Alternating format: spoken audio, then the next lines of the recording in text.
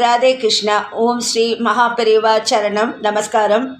நாராயணியமில் இன்னைக்கு 94வது தசகம் படிக்கலான் இருக்கேன். தத்துவ ஞானமும் பக்தியும். 1வது ஸ்லோகத்துக்கு போகலாமா? ஓம் ஸ்ரீ ஹரையே நமஹ. ஸ்ரீ குருவாயூரப்பா சரணம். शुद्धा निष्कामधर्मैः प्रवर गुरुगिरा तत्स्वरूपं परं ते शुद्धं देहेन्द्रियाति व्यपगतमखिलव्याप्तमावेदयन्ते नानात्वस्थौल्यकार्ष्यादितु गुणजवपुः संकतो ध्यासितं ते वह्ने दारुप्रभेदेषु इव महदनुता दीप्तता शान्तताति. இன்னொரு தரம் படிக்கிறேன். शुद्धा निष्कामधर्मैः प्रवर गुरुगिरा तत्स्वरूपं परं ते शुद्धं देहेन्द्रियाति व्यपगतमखिलव्याप्तमावेदयन्ते नानात्वस्थौल्यकार्ष्यादितु गुणजवपुः संकतो ध्यासितं ते वह्ने दारुप्रभेदेषु इव महदनुता दीप्तता शान्तताति.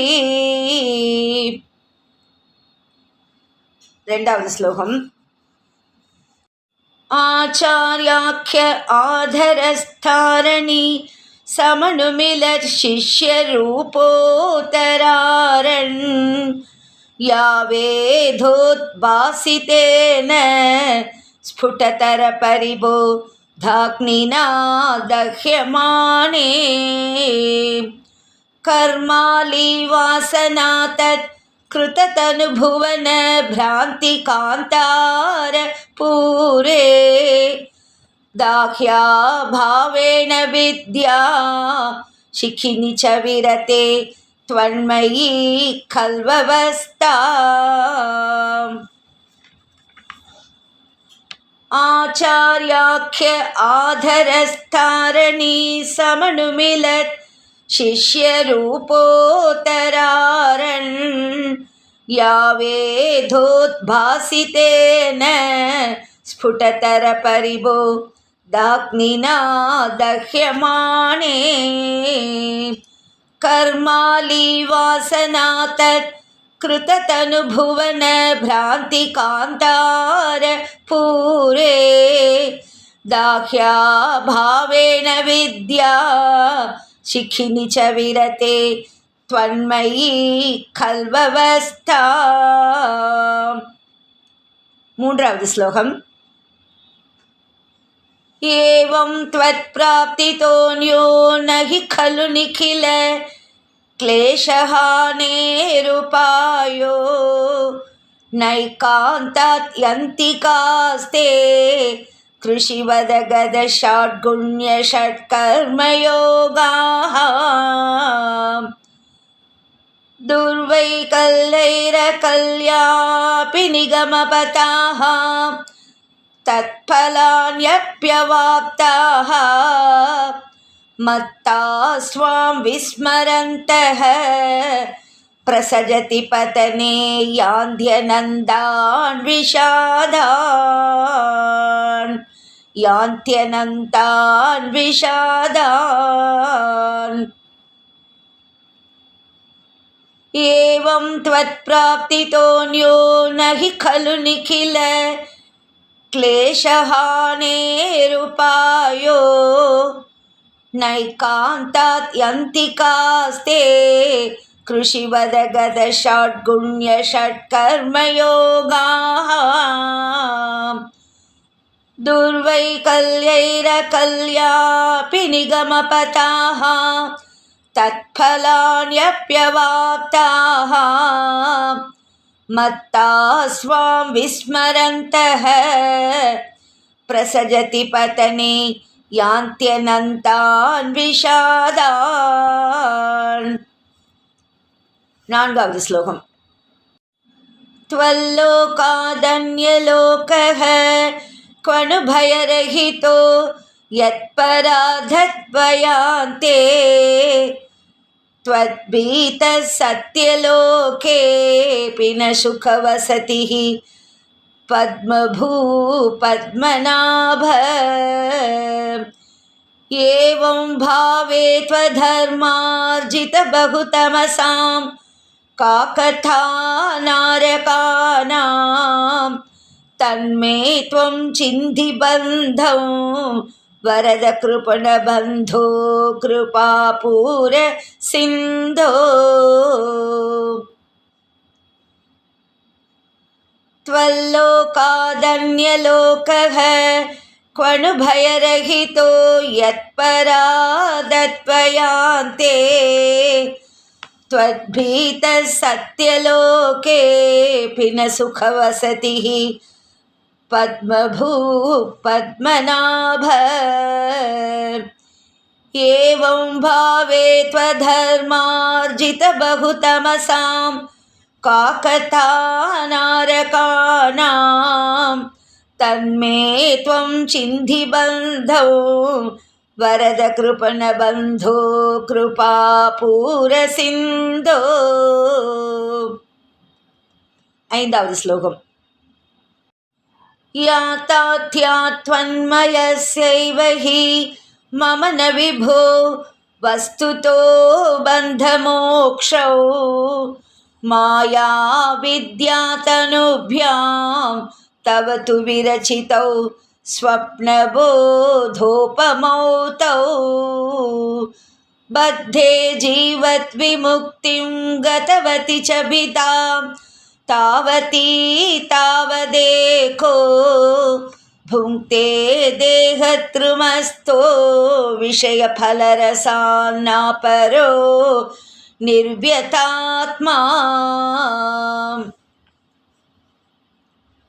याथात्यात्वन्मयस्यैव हि मम न विभो वस्तुतो बन्धमोक्षौ माया विद्यातनुभ्यां तव तु विरचितौ स्वप्नबोधोपमौ तौ.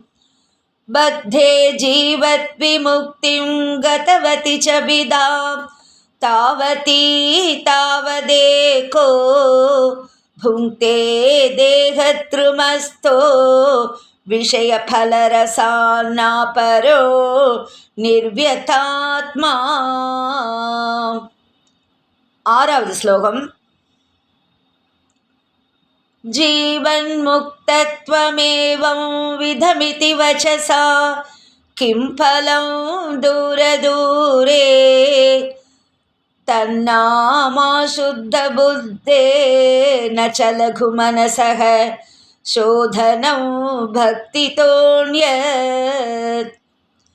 तन्मे विष्णु कृषिष्ठा स्वैकृतसकलप्रार्पणौ भक्तिभारौ येन स्यां मक्षु किञ्चित् गुरुवचनमिलत्वत्प्रभो दस्त्वदात्मा. जीवन्मुक्तत्वमेवं विधमिति वचसा किं फलं दूरदूरे तन्नामाशुद्धबुद्धे न च लघुमनसः शोधनं भक्तितोऽन्यत्. तन्मे विष्णु कृषिष्ठा स्वैकृतसकल प्रार्पणौ भक्तिभारौ येन स्यां मक्षु किञ्चित् गुरुवचनमिलत्वत्प्रभो दस्त्वदात्मा. ஏழாவது ஸ்லோகம். शब्दब्रह्मण्यपीह प्रयतितमनसः त्वां न जानन्ति केचित् कष्टं वन्द्यश्रमास्ते चिरतरमिह गां बिभ्रते निष्प्रसूतिम्. यस्यां विश्वाभिरामा सकलमलहराः दिव्यलीलावताराः सच्चित्सान्द्रं च रूपं तव न निगदितं तां न वाचं ब्रियासम् शब्दब्रह्मण्यपीह प्रयतितमनसः त्वां न जानन्ति केचित् कष्टं वन्द्यश्रमास्ते चिरतरमिह गां बिभ्रते निष्प्रसूतिम् यस्यां विश्वाभिरामाः सकलमलहराः दिव्यलीलावताराः सच्चित्सान्द्रं च रूपं तव न निगदितं तां न वाचं ह्रियासम् एटावद् श्लोकम् यो यावान् यादृशो वा त्वमिति किमपि नैवावगच्छामि भूमन् एवञ्चानन्यभावः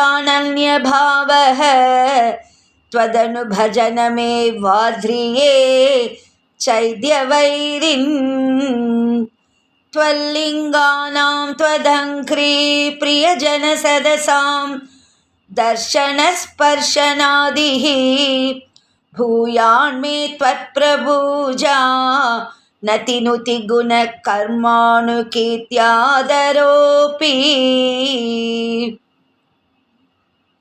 यो यावान् यादृशो वा त्वमिति किमपि नैवावगच्छामि भूमन् एवञ्चानन्यभावः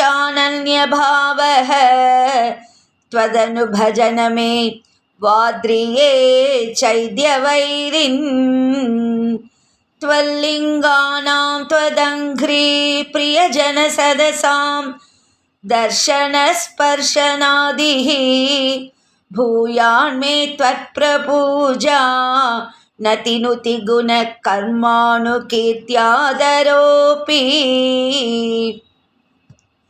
9வது श्लोकम् यद्यल्लभ्येत तत्तव समुपहृतं देवदासोऽस्मि तेऽहं त्वद्गेहोन्मार्जनाद्यं भवतु मम मुहुः कर्म निर्मायमेव सूर्याग्निब्राह्मणात्मा दिशु लसितचतुर्बाहुमाराधये त्वां त्वत्प्रेमाद्रत्वरूपो मम सततमभिष्यन्दतां भक्तियोगः